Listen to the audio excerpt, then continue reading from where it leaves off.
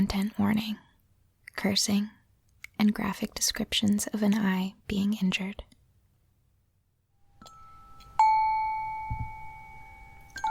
The dream. Hey, my name's Paul, and I'm sitting in a changing room at 7 Base Bouldering.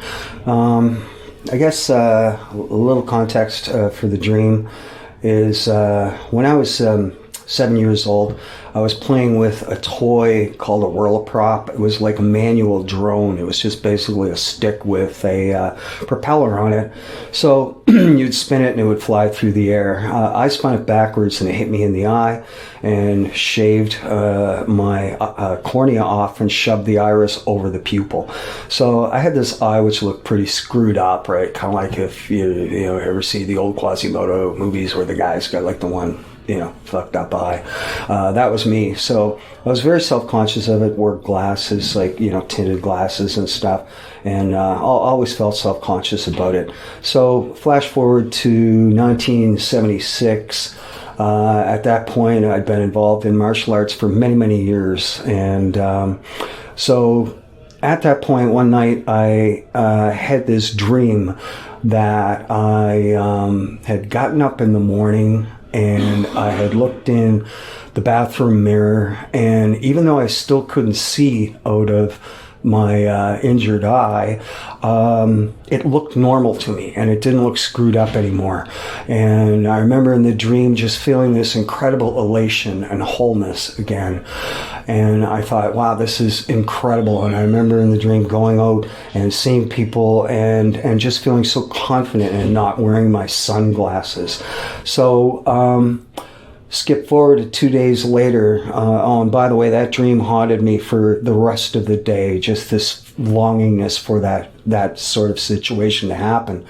So 2 days later, I am sparring with a friend of mine. He's a black belt in Taekwondo, and I was a black sash equivalent in Chinese boxing at the time. So, his finger slipped through the glove at one point and went through my blind eye. So I, ran back into the bathroom to see what damage had been done, because it certainly felt like there was damage, and there was my eye sort of, just collapsing with the liquid coming out of it, like a water balloon with a puncture. So, then the dream came back to me right at that moment.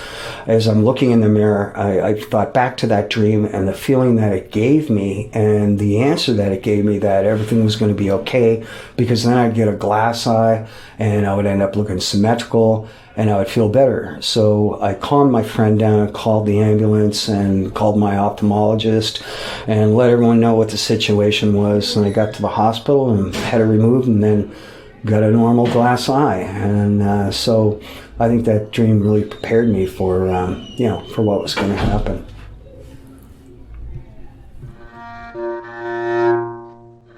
What does it mean? What does it mean? What does it mean?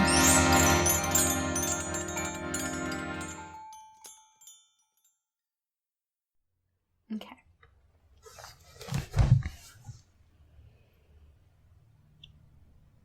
This is an incredible story. It's a good one. It's a real gooder. It's like the dream is nestled inside these two other stories. Yeah. Which is really fun. I mean, it's interesting because it happened so long ago. The whole narrative of what happened before and what happened after is as important as the dream itself. Like, I mean, in a dream that somebody had last week, we don't know what's going to happen. Yeah, that's in the future. true. You don't have that perspective on it. Yeah, and here we have like decades, since. Yeah. Although it seemed like he knew like those 2 days after when. Yeah. Yeah. Like that was clearly preparing me for this. Yeah. I mean, he just felt prepared because of it, which is really nice. Yeah. An element of context that I think I should include about Paul is that, and he and I talked about this just after we finished recording, but what's interesting is that at this point, what Paul has is not a normal human glass eye looking eye. He's got like this eye that looks like a snake eye. It's like the pupil is a like a vertical, snake pupil, like a slit, and then the background is like kind of this golden brown color. Like it's not human looking. It's very distinctly a glass eye, but is very beautiful and like strange.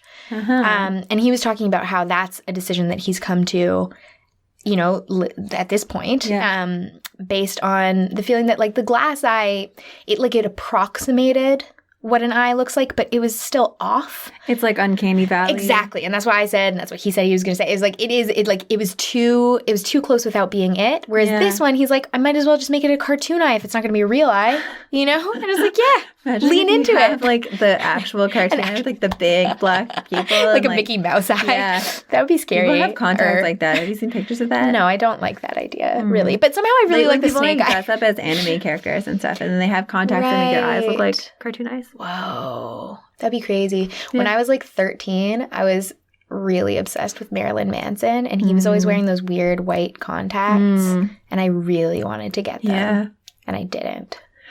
Well, probably never too late. Yeah, that's true. Could happen now. Yeah. You don't need to have a glass eye to make your eyes look freaky. Yeah. That's true. You don't. What privilege we have to make that choice, though. Yeah, that's true. Okay, the first thing I wanted to say about this dream is, what the fuck was that toy? Oh, and how goddamn dangerous was this, like, spinning blade that they were giving to children, where they could accidentally do it backwards to fly into your face? I don't remember what they were called, but did you not have that toy that was a 90s plastic toy, maybe less dangerous, maybe less potential for shaving parts of your eyeball off, but like it was like a fling, like a little like a spinning cup with a string? Yes, except it would fly, and the girl versions were like pink and sparkly and fairies, and the boy versions were like these warrior robots, and they had arms that would fling out when you did the fling thing, and then they would go up in the sky and spin around and then fall to the ground. It kind of rings a bell, but I don't know if I ever had one. Like, it doesn't... Okay. Yeah. But your point is... Those kinds of toys. Whether it's in the 60s or 70s or the 90s, there's always some kind of like spinning blade toy for children. Yeah. Because, maybe the blades got softer in the 90s. But yeah, I think the 90s ones, like I think it would be harder to hurt yourself. But also, if anything hits you in the eye, the eye is very vulnerable. Be blinded by quite a number of things. Like, we're all just hoping that based on luck, nothing goes for the eyes. Yeah. Yeah, it's true. Goes for the eyes makes it sound like it's doing it on purpose. That's like totally a horrific injury, though. Like, that sucks to go through that. It's so scary. And it sucks to like go through, he's 7 and then you are living those like super vulnerable years while you're like learning that people are looking at you and like children can be so cruel, and to go through that with and something the eyes, that makes your face. It's so central. Yeah, like that's just a really hard experience. That is, yes. Yeah. And I can see why you would be like wishing that it would be to wake up that one day. Would be a subconscious thing that you'd be mulling over. And it's nice, I really love when dreams are sort of like gifts to yourself, even when it's sad when you wake up. Like, you described being haunted by it, which is was a turn of language, because within the dream it was just lovely, and then when you're awake it haunts you because you don't have it. The sense of longing. Because you've lost this thing that you didn't even you didn't know you needed. But in a way, it's like beautiful to at least give you that moment of respite in your dream where you're like, you can just go out in the world, interact with people. They're not looking at you strange. Like, you feel totally normal and confident. Like, I think often you can take that feeling from your dream life into your real life, even if the thing is missing. Is false. Like, you can at least know where it sits in your body to feel that way. Yeah. And I thought, that was really lovely. I loved the fact... Yeah, so it's like a nice gift from the subconscious to like just take care of you for a moment and be like, here's a break, just feel what it feels like not to be in that chaos. And I loved how he described that in the dream, he still couldn't see out of the eye. It wasn't like what his subconscious was delivering him a version where this didn't happen. Yeah. It was like, no, you just get like a next step added on to the things that you've had. Like, the thing isn't gone. You just have a different way of existing with it, which is so much better than if it were just like, now you can see again. Yeah. Because it seems more just real. More real. Yeah, it's more possible. Yeah. There's real hope in that. Yeah. It's because I think it would be easy to feel like bitter or resentful of something that was too far, like that felt good but was too far-fetched. Yes. Yeah. Because then you'd wake up and just be mad. Yeah, exactly.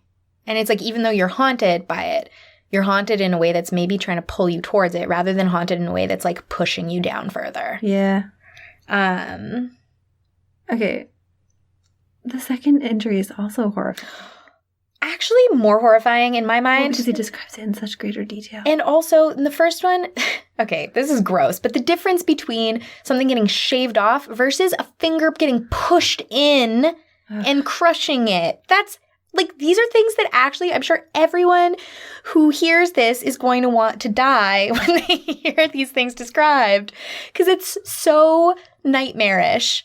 And those are the real parts. Those aren't the dream. Those are the reality parts. They're the nightmare. His dreams is like chill, lovely part, and the rest of his experiences he describes surrounding are just like, holy. Oh my God, imagine being the friend. Oh, how bad. I mean, yes, he's like, I have to call my friend.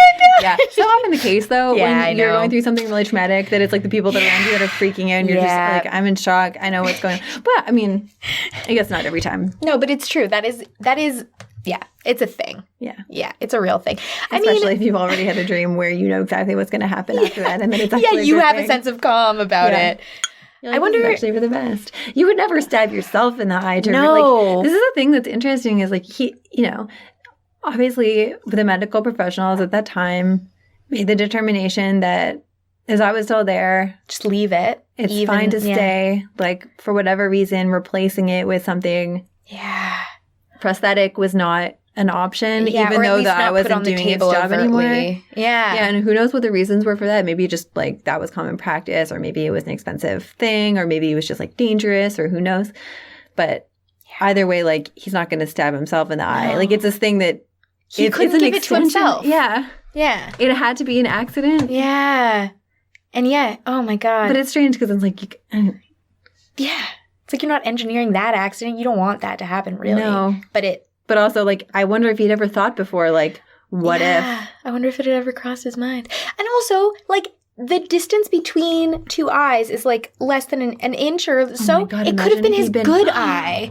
And that's crazy. A finger right in. I need to stop thinking about the details of that physical experience. But, like, really, though, that's so close to being the worst outcome. Yeah. Because if you were trying to make that happen, it could so easily be one or the other.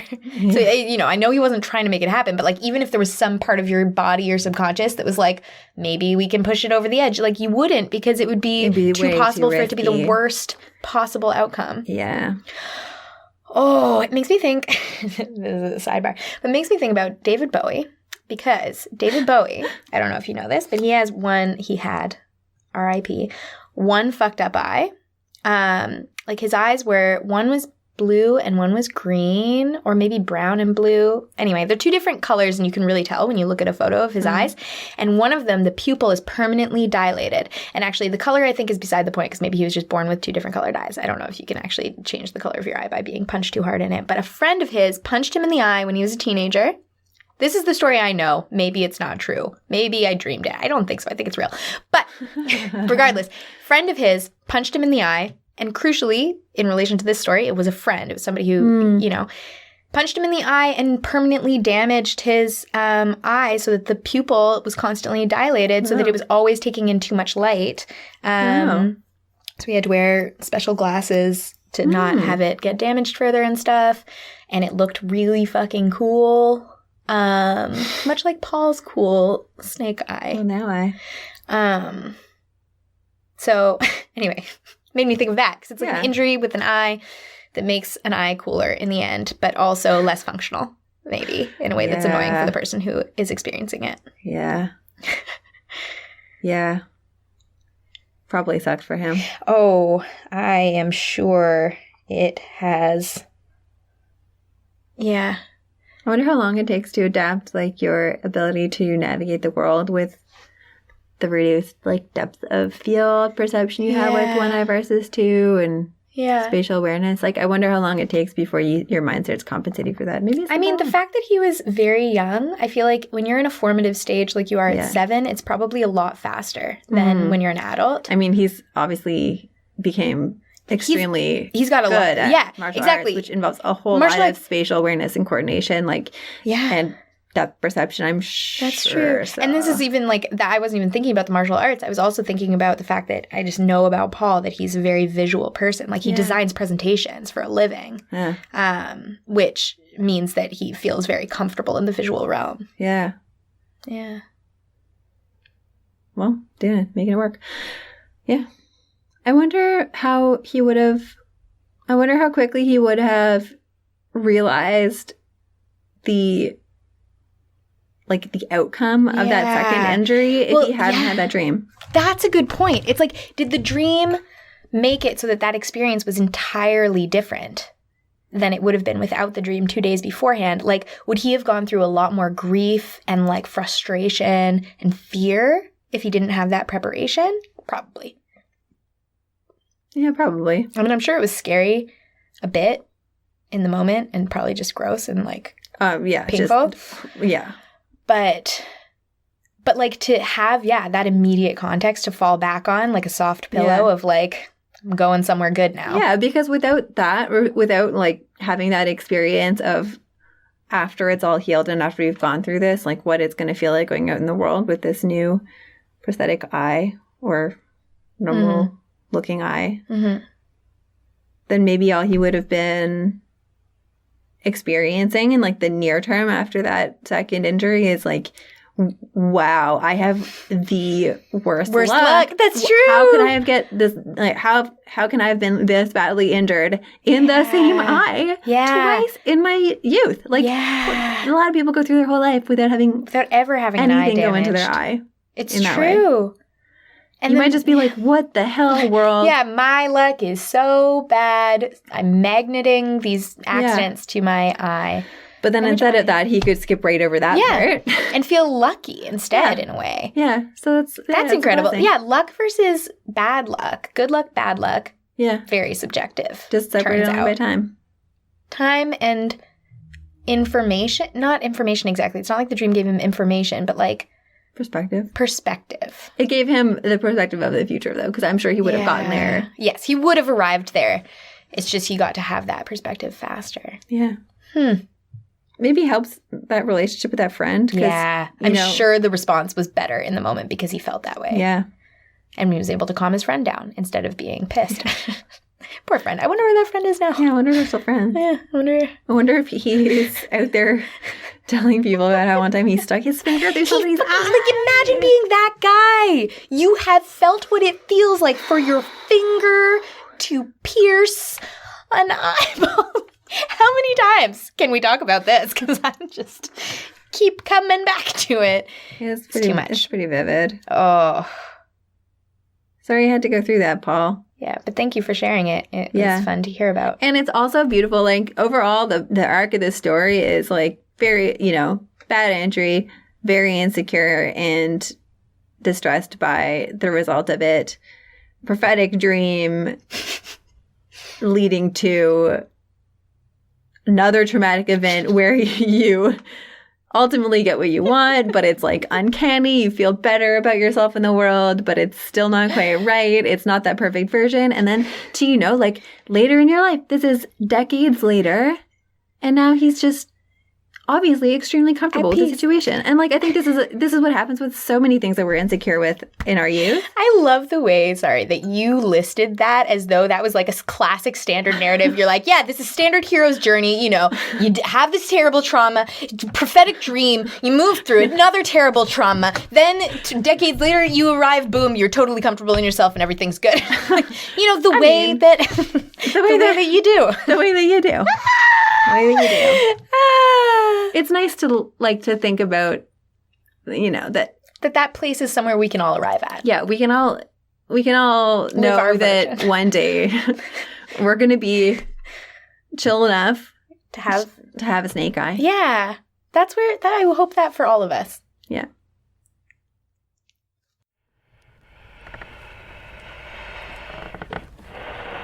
It's